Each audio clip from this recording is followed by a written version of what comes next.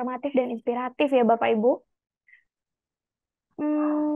Sebelum kita mulai, izinkan saya menyampaikan terima kasih kepada semua peserta yang telah bergabung dari berbagai KLDI yang ada di Indonesia. Ini kesempatan luar biasa untuk kita semua ya Bapak Ibu bisa berkumpul secara virtual, belajar bersama dan berbagi pengetahuan. Kami berharap webinar ini akan menjadi mana kita bisa menjelajahi topik yang menarik, khususnya aplikasi ya Bapak Ibu, karena ini kan webinar series aplikasi. Jadi pastikan Bapak Ibu sekalian nanti menyiapkan pena, kertas, atau catatan di komputernya masing-masing untuk menuliskan hal-hal penting yang akan kita pelajari hari ini bersama Pak Daniel.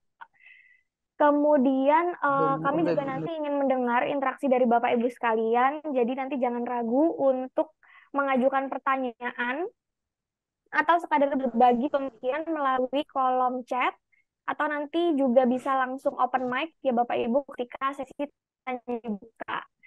Tanpa perlu menunggu lama lagi, mari kita mulai materi pagi hari ini terkait dengan pengembangan aplikasi data warehouse dan dashboard eksekutif sebagai informasi strategi pengambilan kebijakan dan keputusan.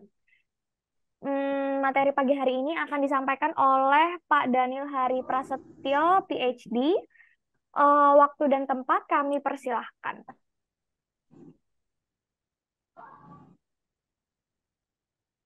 Ya, terima kasih.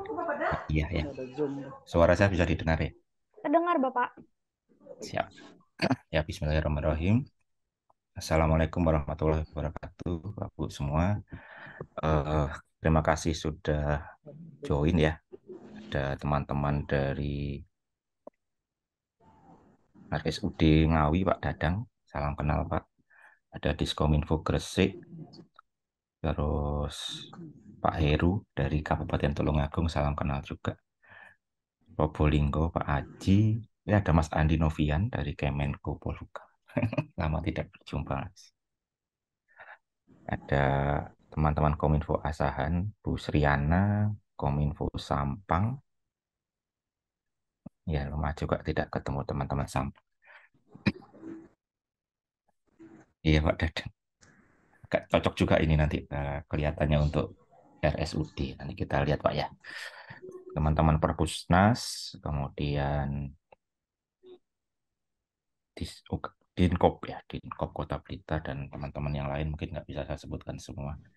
Terima kasih atas kehadirannya. Kita akan mulai. Saya izin share screen.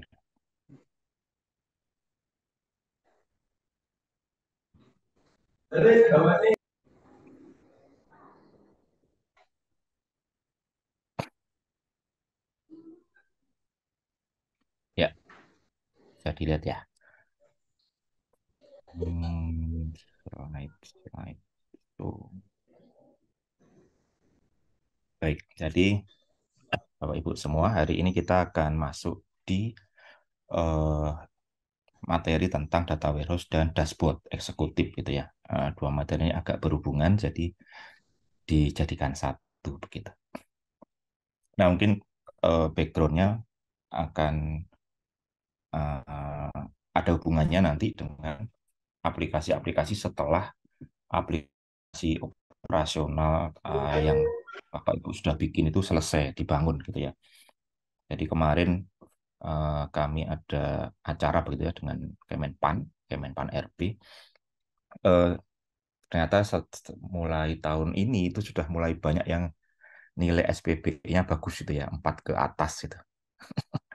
Jadi kalau yang sudah 4 ke atas mau diapain lagi gitu ya biar untuk membangunnya. Nah, salah satunya adalah fokus ke pengambilan keputusan ya, fokus ke pengambilan keputusan yang mana mungkin salah satunya menggunakan AI ya.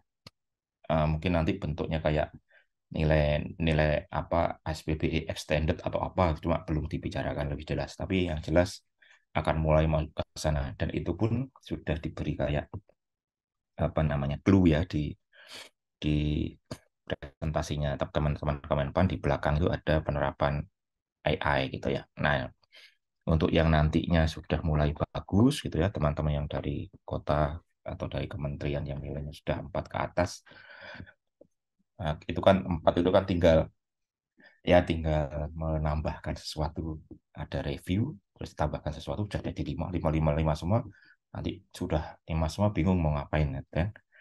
Nah itu akan mulai mungkin nanti mulai dinilai, tapi disiapkan dulu ininya penilaiannya bagaimana tentang AI dan tentang pengambilan keputusan.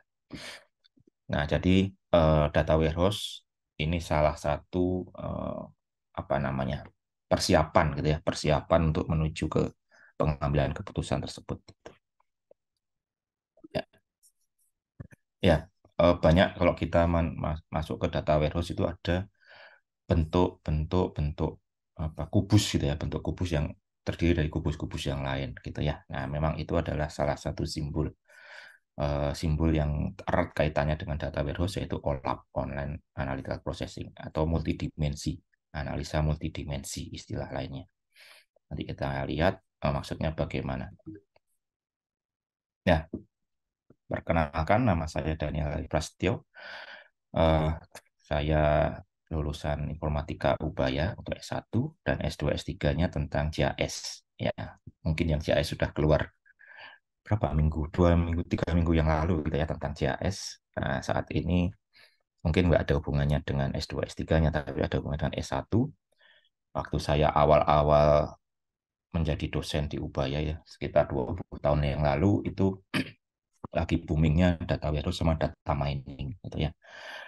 Nah, jadi agak ada kaitannya juga dengan materi hari. Dulu ada data warehouse, data mining, kemudian mungkin data mining dan data warehouse agak tenggelam sebentar, kemudian baru-baru ini naik lagi ya.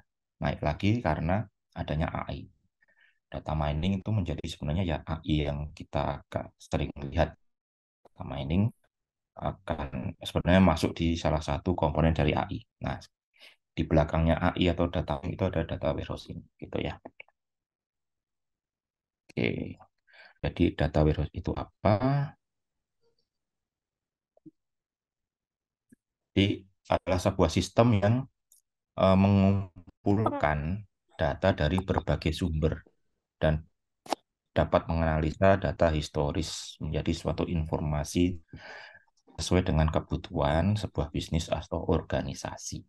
Jadi intinya warehouse itu dari bahasa Inggrisnya kan gudang gitu ya, gudang data. Gudang data, tapi sebenarnya bukan cuma nyimpen saja, tapi sudah disiapkan untuk membuat analisa, ya, membuat analisa sesuai dengan kebutuhan. Nanti akan kita lihat uh, bentuknya sebagai bagaimana sih, kenapa kok harus di data warehouse kan gitu ya, kenapa tidak langsung saja diambil terus dianalisa gitu. Ya, jadi sistemnya mengumpulkan, jadi ada proses mengambil data, disiapkan untuk menganalisa. Jadi diambil dan disiapkan, ditaruh dan disiapkan untuk proses selanjutnya. Nah, itu inti dari data warehouse. Nah, kenapa kok data warehouse ini perlu ya? Nanti kita lihat saja apakah memang diterapkan itu organisasi atau kemudian Bapak Ibu. Nah, Bapak memang mungkin mulai tahun lalu di Balikpapan ya sudah mulai membuat data warehouse-nya ya untuk menyiapkan pengambilan keputusan dan sebagainya. Nah, karakteristiknya Bapak Ibu, kenapa kok ini ada apa kata lain betul kok tidak disebut database gitu saja ya. Karena agak beda orientasinya itu kalau data warehouse itu untuk memenuhi kebutuhan analisa. Kalau database biasanya dilakukan dibuat itu untuk memenuhi keperluan operasional ya. Di operasional ada pasien misalkan nyimpen data pasien, kemudian nyimpen dia historinya bagaimana, penanganan obatnya bagaimana dan sebagainya. Memang bisa buat untuk analisa, gitu. Memang bisa buat analisa. Tapi secara strukturnya untuk yang operasional itu lebih rumit karena dia juga memasukkan data-data yang sebenarnya perlu dibuat untuk operasional tapi tidak perlu dalam analisa gitu ya. Jadi di operasionalnya itu perlu ini, misalkan siapa yang membuat datanya, kapan dia disetujui dan sebagainya. Nah, itu mungkin perlu saat operasional, tapi nanti waktu analisa sebenarnya tidak perlu. Nah, begitu. Jadi di data warehouse itu adalah dirancang untuk memenuhi kebutuhan analisa. Ada beberapa data yang perlu diambil, ada beberapa data yang tidak perlu diambil. Nah, kemudian integrated. Jadi menggabungkan dari berbagai sumber data yang beragam, begitu ya, menjadi satu tempat di mana kalau sebelumnya itu mungkin tidak ada hubungannya, ini bisa dihubungkan nanti, ya, diintegrasikan begitu. Kemudian sifatnya dia sebenarnya diambil dari data operasional, jadi tidak akan digunakan sebagai transaksi harian begitu. Jadi sifatnya non volatil. Dia uh, historical, read only gitu ya. Saat diambil ya sudah, memang khusus dibuat untuk analisa. Tidak akan ada data baru yang langsung masuk di situ. Begitu. Data baru masuk di mana? Data baru tetap masuk di operasional. Ya, misalkan ada data warehouse tentang kesehatan, ada aplikasi di puskesmas tentang pendaftaran, misalkan, atau tentang pasien dan sebagainya. Di rumah sakit juga digabungkan, dari puskesmas, data rumah sakit, di rumah sakitnya mungkin ada dua, ada tiga, digabungkan semua, dijadikan satu bagian di data warehouse. Dan itu nggak diutak-utak, tidak di saat tidak akan masuk ke situ langsung. Gitu. Jadi ada prosesnya. Dan ada time varian. Nah ini yang cukup penting karena datanya historical, yang pasti ada waktu, dimensi waktu. Ya, ada fokus pada perubahan berdasarkan waktu. Ya, sangat jarang data warehouse yang tidak menggunakan waktu, hampir semua pasti dia selipkan waktu sebagai dimensinya. Nah, nanti akan lebih jelas saat kita lihat bentuknya ya. Tapi saat ini saya akan jelaskan dulu posisinya. Ya, kembali ke posisinya, Bapak. Jadi posisi data warehouse itu adalah, mungkin kalau dari outputnya nanti ada dashboard eksekutif gitu ya. Ada open data, data-data yang di open ke masyarakat tapi bentuknya sudah merupakan summary ya, open data dimasukkan ke situ. Terus juga dimasukkan ke API Gateway. Ya, API Gateway kalau mungkin ada yang sudah punya API Gateway atau mungkin sudah menggunakan sistem yang disediakan pemerintah pusat ya, apa kemarin ya. Hmm, saya agak lupa. Sudah ada, tinggal dipakai ya. Bisa dimintakan ke Kemenkominfo, mungkin kalau nggak salah, sama apa namanya ininya, ya, sama kelas untuk bagaimana menggunakannya. Ya, kayaknya tinggal di kita secara resmi untuk minta gitu. Dulu namanya Simantra, tapi sekarang sudah diganti. Ya, itu. Jadi ini di tengah di antara output-output yang biasa digunakan untuk analisa. Yang API Gateway mungkin nanti bisa dipakai untuk analisa yang lain. Kalau misalkan butuh analisanya di HP gitu ya. Di HP biasanya HP itu kan client side. Dia akan mengakses API. Nah, ini di sini API untuk ininya. Jadi disiapkan untuk misalkan dashboard eksekutif tapi di aplikasi khusus untuk misalkan wali kota. Nah, itu tidak akan aplikasinya di HP tidak akan langsung masuk ke data warehouse-nya atau langsung masuk ke masing-masing, tapi pasti lewat API. Nah, API ini yang memberikan data kepada aplikasi HP gitu ya, Android maupun iOS. Nah, kemudian yang open data mungkin tidak semua kan, kalau misalkan ada aplikasi distribusi ya mungkin tidak akan semua di open ke masyarakat gitu ya. Yang di open mungkin ya, apa namanya, per jumlah retribusi tiap bulan gitu ya. Penerimaan retribusi tiap bulan tiap kecamatan. Nah, misalkan begitu. Di open ke masyarakat kan nggak apa-apa seperti itu ya. Nah, bentuk itu sudah disiapkan di data warehouse, kemudian tinggal dimasukkan di sistem open data. Kemudian ada dashboard eksekutif yang juga semacam open data, tapi dia lebih ke digunakan untuk eksekutif gitu ya. Jadi agak mirip memang open data sama dashboard eksekutif. Kalau yang dashboard mungkin untuk keperluan eksekutif gitu ya. Beberapa mungkin harus login dulu, ada data yang memang uh, yang eksekutif saja yang bisa lihat gitu ya, terkait mungkin keuangan, kinerja dan sebagainya. Masyarakat kan nggak lihat ya kinerja pegawai A berapa, pegawai B berapa, tapi kinerjanya OPD A berapa, kinerjanya OPD berapa nggak perlu masyarakat tahu. Nah itu biasanya masuknya di dashboard eksekutif. Kemudian ada yang AI, jadi disiapkan data. Kalau AI itu ada beberapa tipe gitu ya.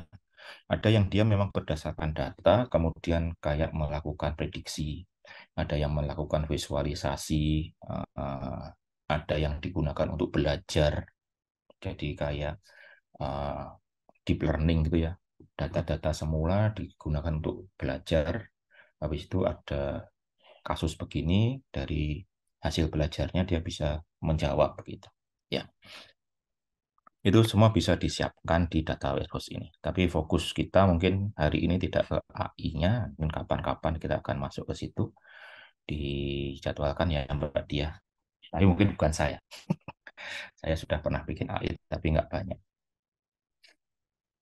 Ya, nanti saya carikan yang cocok, yang sudah buat AI banyak gitu ya, yang bisa dijadwalkan untuk uh, seminar, apa webinar tentang AI. Boleh, nanti Kemudian, kita agendakan ya Pak ya. ya, saya pernah sih, cuma apa namanya, konfidensial gitu ya, tidak boleh diseminarkan. Iya, tidak boleh diberitahukan ke publik gitu. Oke, kemudian ini bentuknya. Jadi yang open data atau dashboard eksekutif, misalkan dia tipenya dia sudah bentuk per kecamatan atau per kelurahan atau per RW dan sebagainya, itu bisa ditampilkan dalam bentuk peta, ya, dalam bentuk peta. Minimalnya sih dalam bentuk data tabel gitu ya. Kalau data tabel kan pasti ya semua bisa gitu ya. Open data bisa tabel, kolomnya apa, ini apa, chart juga cukup sering. Minimal ada tabel, chart gitu ya. Kalau memang ada dimensi kelurahan, kecamatan, bisa digunakan peta. Warna-warna yang berbeda untuk nilai yang berbeda. Misalkan tingkat kemiskinan dari data apa ya? Mungkin yang cocok yang e-health sih.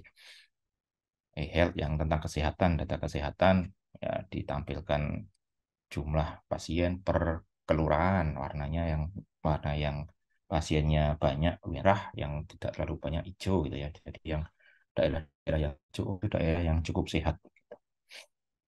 Kemudian yang chart ya biasa mungkin nanti kita lihat eh, apa ya, bentuknya chart gitu ya, grafik batang maupun grafik pie dan sebagainya.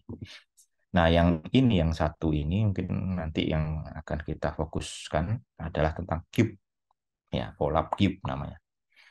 Jadi ada data yang memang dia sebagai ciri khas, ya, ciri khas keluaran dari data warehouse, yaitu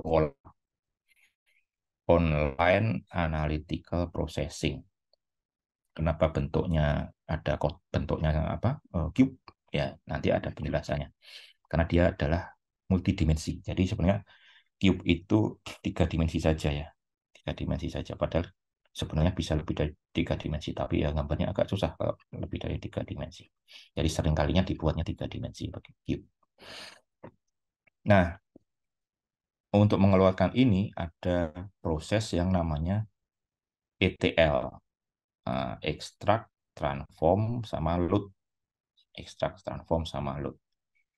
Jadi di situ ada proses ngambil data, mungkin nanti ditransformasikan dulu.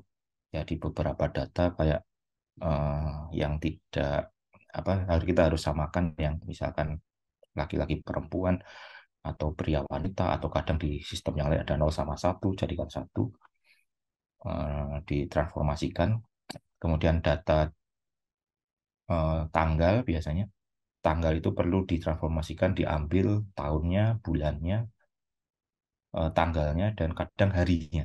Jadi kalau memang mau menganalisa harian gitu ya, hari apa yang orang sering bolos gitu ya, nah itu harus diekstrak dari tanggal menjadi hari. Hari Senin atau Selasa, Rabu, Kamis, dan sebagainya. Kemudian dia juga menggunakan data referensi.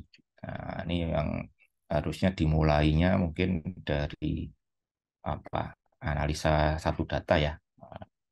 Tati sudah beberapa kali membantu Pemda untuk membuat ini satu data. Jadi di dicari semua sistem yang ada, kemudian dijadikan apa, menganalisa referensinya harusnya dari mana, siapa pemilik datanya, strukturnya bagaimana, metadatanya bagaimana, gitu ya. Yang sudah sekarang mungkin sudah sangat sering dipakai pegawai itu ya. Pegawai pasti ada di absensi, nanti ada di SKP, mungkin ada di, kalau ada koperasi ada di koperasi gitu ya. Satu pegawai yang sudah dipakai di banyak tempat, di apa, untuk sharingnya menggunakan BI atau apa begitu, pokoknya jangan sampai redundant. Untuk yang pegawai mungkin sudah bagus gitu ya, tapi kelurahan kecamatan itu eh, ini yang agak rumit, malah sesuatu yang sederhana tapi ternyata dia sebenarnya butuh data referensi yang satu juga gitu ya. Jangankan antar OPD gitu ya, di Surabaya pun antar antar apa namanya, dinas, bukan, bidang ya, antar bidang, antar seksi di aplikasi yang berbeda itu, kelurahan kecamatannya juga berbeda gitu ya. Jadi agak sulit menggabungkannya, nggak sulit sih, harus ada pemetaannya. Kalau di Surabaya itu ada misalnya apa ya namanya, apa ya, cantian, cantian, ada yang cantian, ada yang cantikan pakai K. Eh, ya gitu, ada yang pakai K, ada yang enggak, terus ada yang dipisah, ada yang enggak gitu ya. Kadang-kadang dipisah, kadang-kadang enggak, dan sebagainya. Nah, kelurahan biasanya yang agak beda-beda.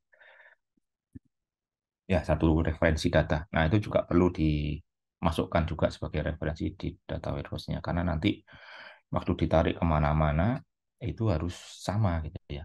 Dia mengambil data dimensi kecamatan yang sama.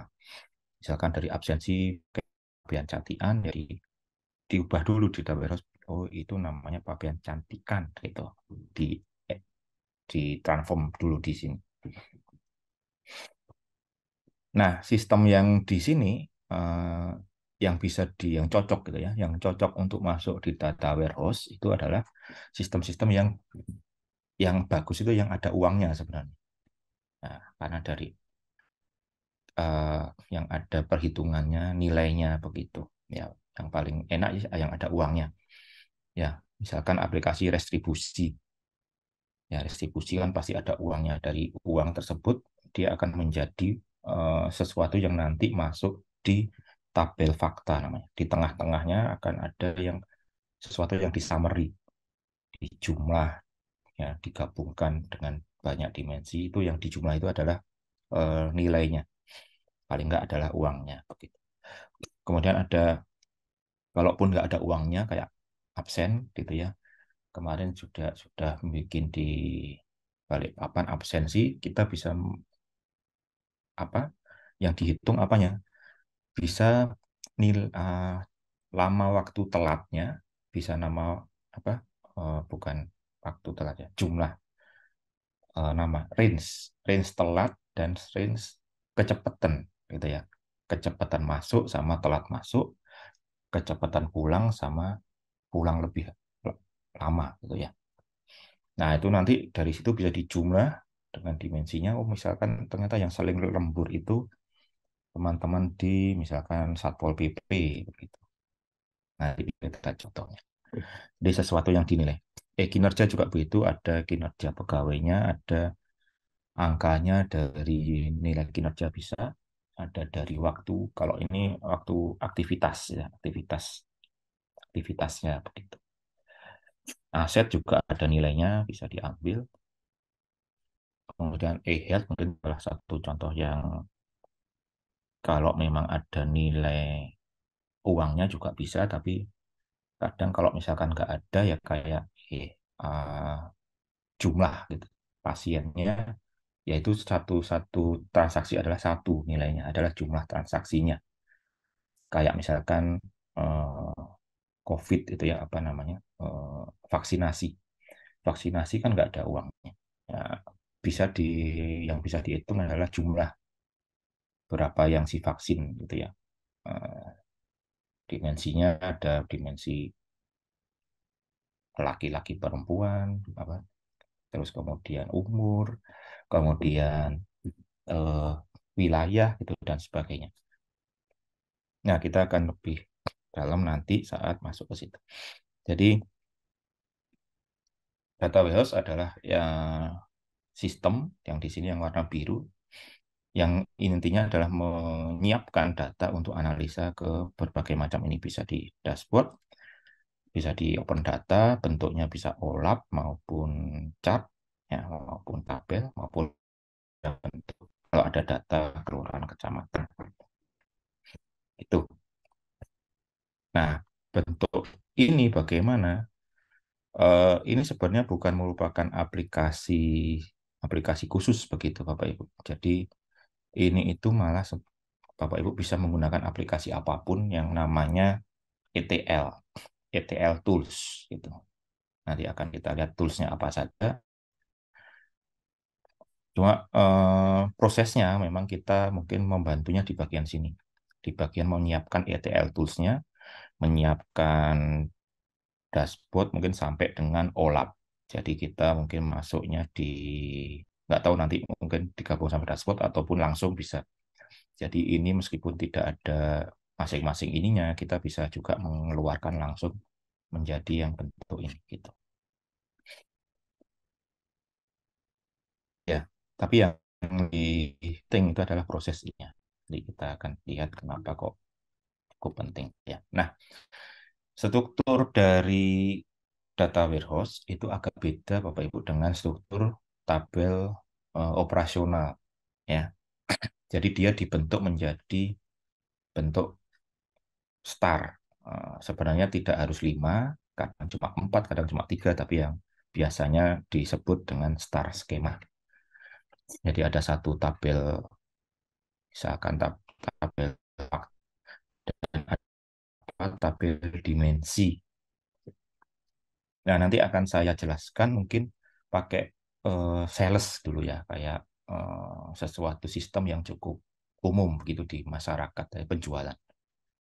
Jadi biar Bapak Ibu bisa membayangkan, kemudian nanti dari situ Bapak Ibu nanti bisa lihat kalau di sistem Bapak Ibu kira-kira yang cocok yang sistem apa begitu.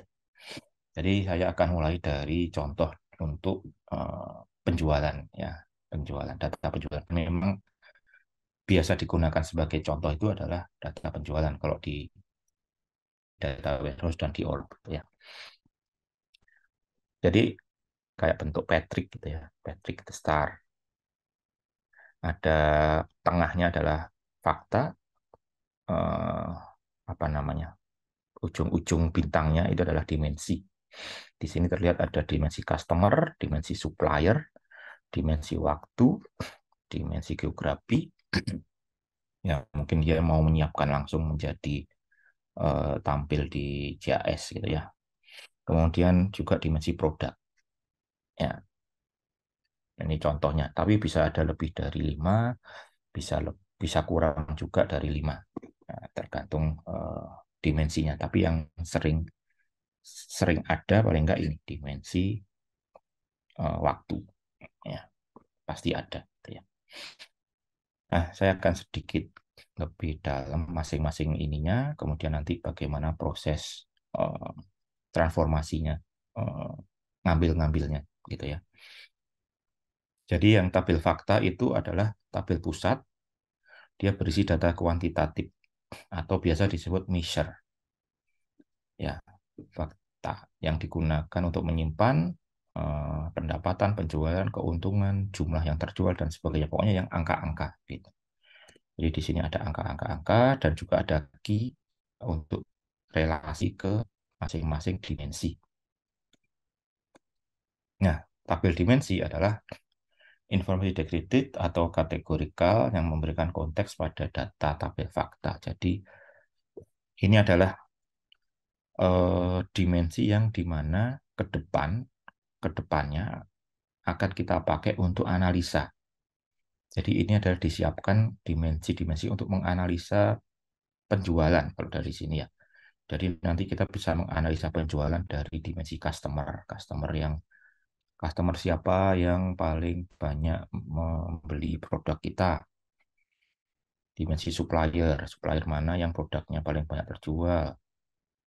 Dimensi time, kapan waktu paling banyak produk kita terjual ya, kapan penjualan kita paling banyak gitu ya. Bulan apa, misalkan hari apa dan sebagainya. Kemudian secara geografi ya, di mana paling banyak terjual, terus produk apa yang paling banyak terjual. Itu kalau satu masing-masing. Itu bisa digabung-gabung nanti Bapak Ibu. Jadi misalkan pada bulan-bulan apa gitu ya, produk apa yang paling banyak dijual. Pada bulan Januari, produk apa yang paling banyak dijual, pada bulan Februari, produk apa yang paling banyak dijual, produk apa yang paling banyak dijual di mana dan sebagainya.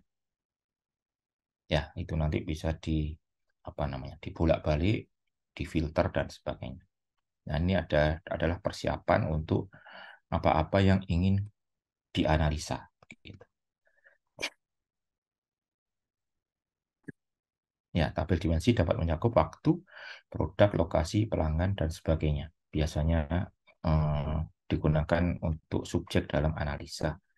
Jika memungkinkan dibuat bertingkat. Jadi kalau misalkan dimensi geografi gitu ya, kalau bisa dibuat bertingkat karena nanti datanya biar ikut bisa istilahnya di drill down. Jadi mungkin mulai provinsi, kemudian dari provinsi masuk ke kabupaten kota masuk kecamatan,